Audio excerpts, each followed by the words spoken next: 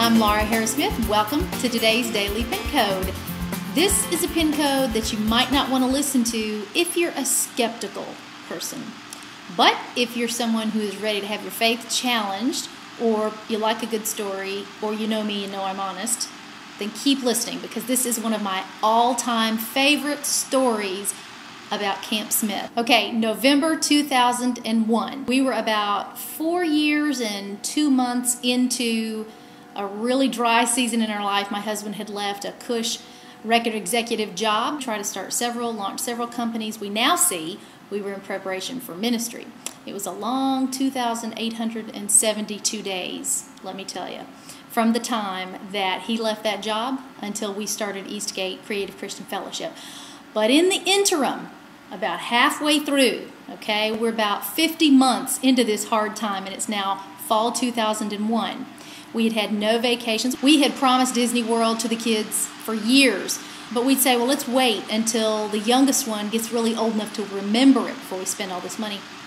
Well, then I'd get pregnant again, and this would happen time and time again. So here we are, we're finally there. So we find this incredible little condo down there that we can rent. It's off season, so it's really cheap. Heated pool in the back, our own washer and dryer, kitchen. We had Thanksgiving dinner there. It was awesome. At the time, Chris had Walt Disney as a client with the company that we were trying to launch. And you know what? They said, oh, well, we'll give you tickets for 2 days for all the kids. We were overjoyed. So we get down there. We get to the gate, first day, and they say, oh, no, you only have 1 day's passes. Well, all the experts say that you need 5 days to do Disney World with, and there's no way we could do it in one, hardly 2, but definitely not 1. But for our family, it was going to cost another $400 just to get in for 1 day. We're like, Lord, we have no money.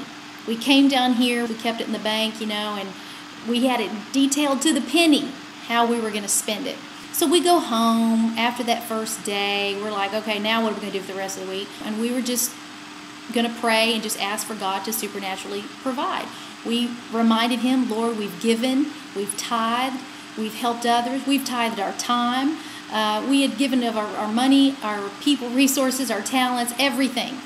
And we knew that God was going to provide for us because He says that He will. So we just spent the next day kind of around the house and swimming. And by the end of that second day, I knew, I was a large family, I needed to do some laundry.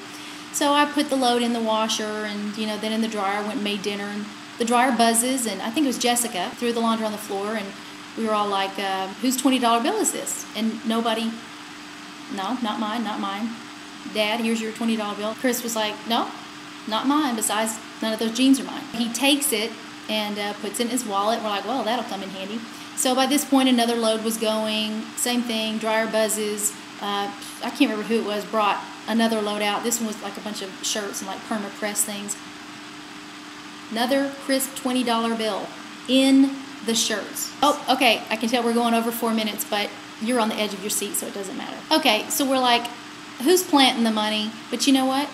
Nobody was planting the money, and even stranger, nobody was claiming the money. Oh my gosh, we have $40. We can go get ice cream or something for all 8 of us. The next day, though, I got up and I was like, maybe that wasn't just an isolated event. I'm going to do a little test. So I get some shorts and those type things. I checked all the pockets before I put them in the washer. Got them washed, came in there, put it in the dryer. Dryer buzzes, and sure enough, when I reach my hand in there, somewhere in there, I feel it. A hot, crisp $20 bill, okay? I start shrieking. Chris comes running. He opens up the washer, is looking in it. I'm opening up the dryer. We're both trying to figure out what's going on. We realize pretty quickly we're in the middle of a miracle.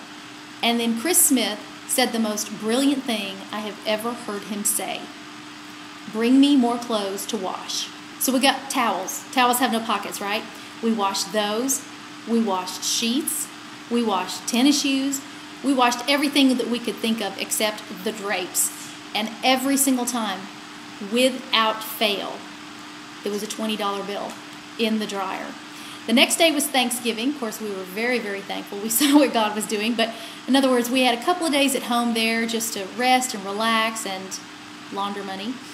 And Jude, my son, he actually just told me he remembered a couple of times there were 2 $20 bills, like 40 in a load. I don't know, but I know we did a lot of laundry in those 2-3 days.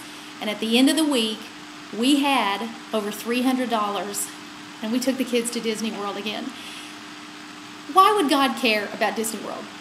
God, I'm sure, has no relationship with Mickey Mouse. I know, though, that He has a relationship with me and with my husband and with our children. And He was honoring how we had given in faith. We didn't have a lot to give. Sometimes it was a widow's mite. Like I said, I have tithed on couch change. So we had all we needed except for just a couple of tickets. We heard that up the road you could sit through one of these time-sharing spiels and get 2 free tickets to Disney World. So between the dryer and the timeshare spiel, we got all of our tickets and got into Disney World that last day. It was such an awesome time. I have 6 kids, but I've only had them all at home for 3.5 years together at the same time. And that was the only vacay that we took, and it was memorable, and it was miraculous. I'm just here to tell you that God can get creative with you. You know, I look back on that story, and I'm thankful that it happened. I'm thankful my kids were there and they saw it happen.